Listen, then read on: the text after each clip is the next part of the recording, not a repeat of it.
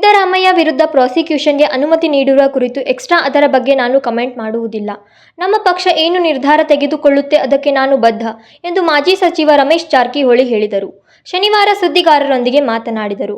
ಸಿದ್ದರಾಮಯ್ಯ ರಾಜೀನಾಮೆ ವಿಚಾರದ ಪ್ರಶ್ನೆಗೆ ಉತ್ತರಿಸಿದ ಅವರು, ಪಕ್ಷ ನಿರ್ಧಾರದ ಪ್ರತಿಯೊಂದು ಶಬ್ದಕ್ಕೆ ನಾನು ಬದ್ಧ ಇದ್ದೇನೆ. ಕೆಲವೊಂದು ವಿಷಯಗಳನ್ನು ಮಾತಾಡಬಾರದು ಅಂತ ನಮ್ಮ ಕೋರ್ ಕಮಿಟಿಯಲ್ಲಿ ತೀರ್ಮಾನ ಮಾಡಿದ್ದೇವೆ. ಅರವಿಂದ್ ಲಿಂಬಾವಳಿ ಒಬ್ಬರೇ ಮಾತನಾಡುತ್ತಾರೆ ಎಂದರು. ನೀವು ಮಾಡೋದಿಲ್ಲ ಏನು ಬೇಕು ಸಬ್ಜೆಕ್ಟ್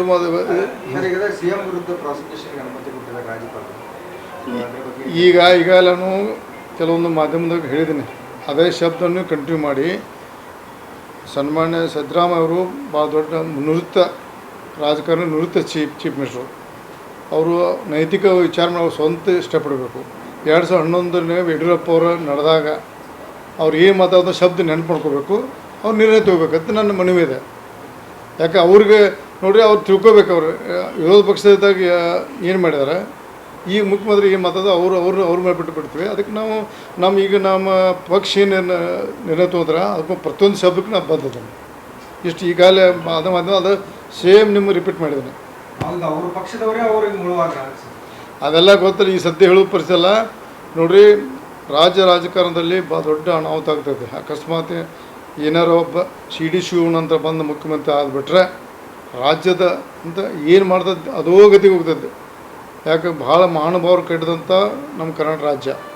ಏನಾರು ಮುಖ್ಯಮಂತ್ರಿ ರಾಜೀನಾಮೆ ಕೊಟ್ಟ ನಂತರ ಮುಂದಿನ ಹಂತ ಭಾಳ ಕರ್ನಾಟಕ ರಾಜ್ಯದಲ್ಲಿ ಜನರು ಹೊತ್ತು ಎಲ್ಲ ಪ್ರಮುಖ ರಾಜಕೀಯ ಪಕ್ಷ ಭಾಳ ವಿಚಾರ ಮಾಡುವಂಥ ಸನ್ನಿವೇಶ ಇದೆ. ಅದ ದೊಡ್ಡ ಅನಾಹುತ ಆಗಿದೆ. ಅದರಲ್ಲಿ ನಮ್ಮ ಪಕ್ಷದವರು, ರಾಜ್ಯದ ನಾಯಕರು, ರಾಷ್ಟ್ರೀಯ ನಾಯಕರು ಒಂದು ವಿಚಾರ ಮಾಡಿ ಇದನ್ನು ರಾಜ್ಯನ ಉಳಿಸ್ಲಿಕ್ಕೆಲ್ಲ ಪ್ರಯತ್ನ ಕೈ ಜೋಡಿಸ್ತಾರೆ.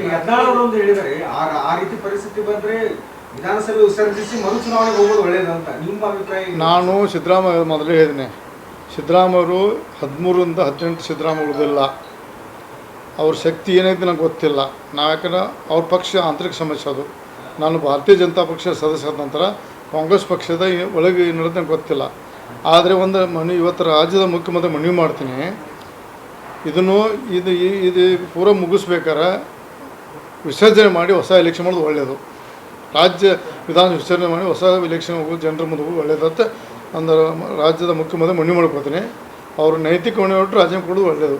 ಯಾಕಂದ್ರೆ ಒಬ್ಬ ಒಳ್ಳೆಯ ರಾಜಕಾರಣದೇ ಅವ್ರಿಗೆ ಕಪ್ಪು ಚುಕ್ಕಿ ಯಾವಾಗ ಬಂದಿರಲಿಲ್ಲ ಬಂದಿದೆ. ಅದನ್ನು ಬೇಕು ಕಾನೂನಿಗೆ ಹೋರಾಟ ಮಾಡಿ ಕ್ಲೀನ್ ಚಿಟ್ ಬಂದು ಹೊಳಿಸಿ ಮುಖ್ಯಮಂತ್ರಿ ಆಗಲಿ. ಬಟ್ ಇದೊಂದು ಹೇಳ್ತಲ್ಲ, ಇದೊಂದು ರಾಜ್ಯದ ರಾಜೀನಾಮೆ ಕೊಟ್ಟ ನಂತರ ಭಾಳ ದೊಡ್ಡ ಅನಾಹುತ ಆಗುವಂಥ ರಾಜಕಾರಣ ಸನ್ನಿವೇಶ ಬರ್ತದೆ. ಅದು ಎಲ್ಲ ಪಕ್ಷದರು ಒಂದು ಗಟ್ಟಿಯಾಗಿ ನಿಲ್ಲಬೇಕಾಗುತ್ತೆ. ನೋಡ್ರಿ, ಅವ್ರು 135 ಸೀಟ್ ಅದಾವೆ. ಆ ಪಕ್ಷ ಯಾರು ಮುಖ್ಯಮಂತ್ರಿ ಅವ್ರ ಪಕ್ಷ ಬಿಟ್ಟು ಆ ರಾಜ್ಯ ಹಿತಾಸಕ್ತಿಯಿಂದ ಒಂದು ಎಲ್ಲ ಪಕ್ಷಾತೀತವಾಗಿ ಚರ್ಚೆ ಮಾಡ್ಕೊಂತ ಒಂದು ಮನವಿ ಇದೆ. ನಾವು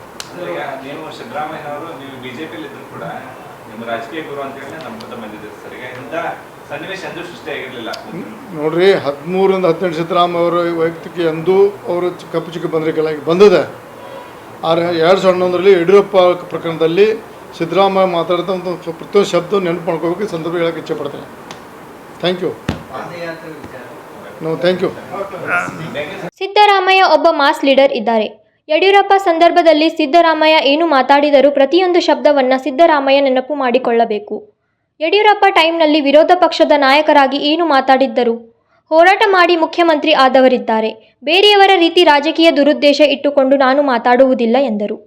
ವಿನೋದ್ ಕೋಲ್ಕಾರ್, KMM ಕನ್ನಡ, ಬೆಳಗಾವಿ.